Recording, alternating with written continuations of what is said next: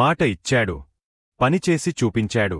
ఉప ముఖ్యమంత్రి పవన్ కళ్యాణ్ కూటమి ప్రభుత్వమిచ్చిన హామీలను నిలబెట్టుకుంటూ సర్వేపల్లి నియోజకవర్గం తోటపల్లిగూడూరు మండలం మహాలక్ష్మీపురంలో జనసేన నేత బొబ్బేపల్లి సురేష్ నాయుడు ఆధ్వర్యంలో ప్రజల కోసం ప్రతి అడుగు కార్యక్రమం జరిగింది.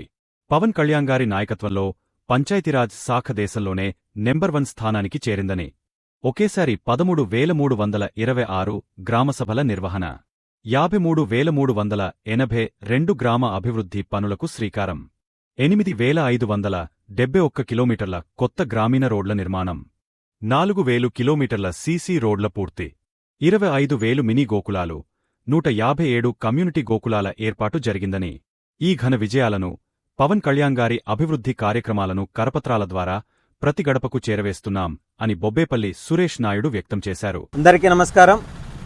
నా పేరు బొబ్బేపల్లి సురేష్ నాయుడు.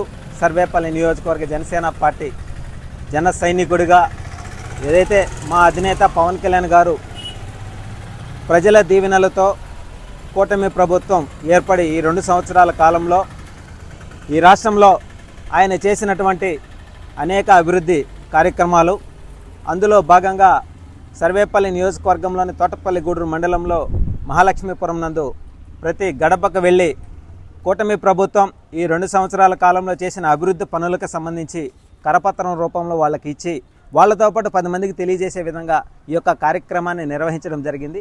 ఇందులో ప్రధానంగా ఏదైతే రాష్ట్ర ప్రజలు పవన్ కళ్యాణ్ గారి మాట మీద నమ్మకంతో వారు ఉంచినటువంటి నమ్మకాన్ని నిలబెట్టే విధంగా ఈ 2 సంవత్సరాల కాలంలో మాట ఇచ్చాడు, మాట మీద నిలబడ్డాడు, పనిచేసి చూపించాడు, పోరాటం చేశాడు, పోరాటానికి ప్రజలు నమ్మకం పెట్టుకున్నారు, ఆ నమ్మకాన్ని నిలబెట్టాడు అనడానికి అనేక నిదర్శనాలు మనం చూసుకోవచ్చు. ఆయన తీసుకున్నటువంటి శాఖల్లో ప్రధానమైనది పంచాయతీరాజ్ శాఖ, పర్యావరణం, అటవీ శాఖ.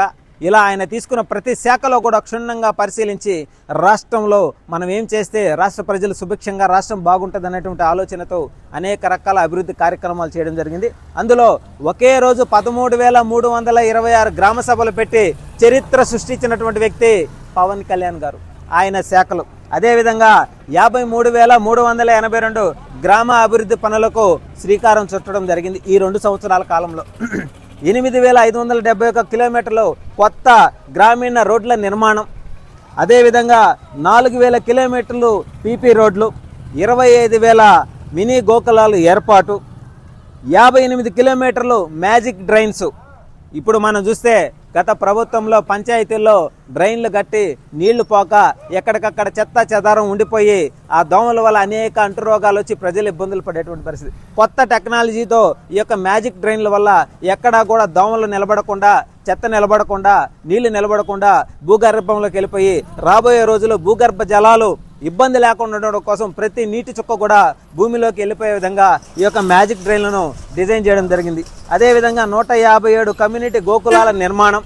అంటే ఒక నిజాయితీ గల నాయకుడు, ఒక నిజాయితీ గల పార్టీలో, ఒక నిజాయితీ గల విధానంతో అవినీతి అక్రమాలు లేకుండా పరిపాలన కొనసాగించడంలో పవన్ కళ్యాణ్ గారు తీసుకున్నటువంటి శాఖల్లో ప్రధానమైనది పంచాయతీరాజ్ శాఖలో ఆయన చేసినటువంటి అభివృద్ధి పనులు ఈ 2 సంవత్సరాల కాలంలోనే ఒక చరిత్ర సృష్టించే విధంగా గత 5 ఏళ్లలో 24వ స్థానంలో ఉన్నటువంటి పంచాయతీరాజ్ శాఖ ఈరోజు మొదటి స్థానంలో గుర్తింపు పొందడం, నిజంగా 5 అవార్డులు రావడం ఒక చరిత్ర.